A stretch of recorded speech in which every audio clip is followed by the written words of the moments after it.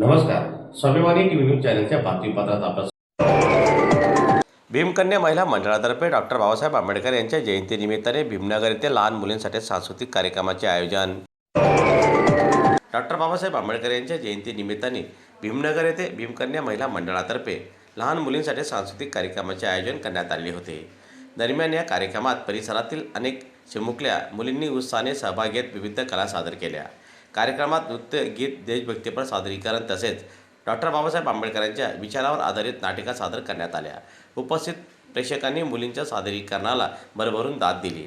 दरम्यान यावेळी भारतरत्न डॉक्टर बाबासाहेब आंबेडकर यांच्या कार्याचा गौरव करत त्यांच्या विचारांचा वारसा पुढील पिढीपर्यंत पोहोचविण्याचे महत्त्व अधोरेखित केले। तसेच मुलींनी शिक्षणासोबतच सांस्कृतिक क्षेत्रातही प्रगती करावे असे आवाहन उपस्थित मान्यवरांनी केले।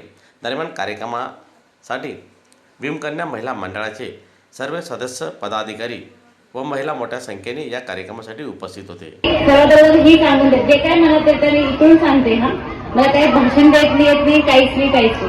मला फक्त एकच आठवण येते, जेव्हा मी क्लास 5वी मध्ये होती तेव्हा डॉक्टर बाबासाहेब आंबेडकरांचं एक वाक्य इतिहासाच्या मध्ये तिकडे आलेलं होतं आणि त्यांनी काय सांगितलं, शिक्षण हे असं एक वाघिणीचं दूध आहे, ज्यांनी ते पिलं ते गुरुतुल्य झालं।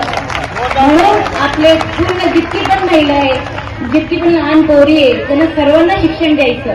माझ्याकडे बेटी बचाव बेटी पढाओ याचं प्रदेश उपाध्यक्षाचं पद आहे, म्हणून त्या हिशोबाने पण सांगते। आणि एक मुलगी जसं एक घराचा उद्धार करते, लग्नानंतर 2 घराचा उद्धार करते। शिकलेली स्त्री, शिकलेली आई ते पूर्ण भविष्याचं, आपल्या भारताचं भविष्य आहे। हे तुम्ही मान्य करतात ना?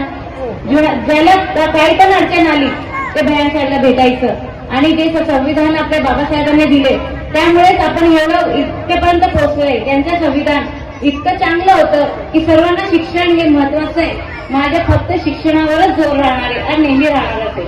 काय भूलचूक झाली असेल त्यासाठी माफी मागते मी आणि मला काही जास्त बोलता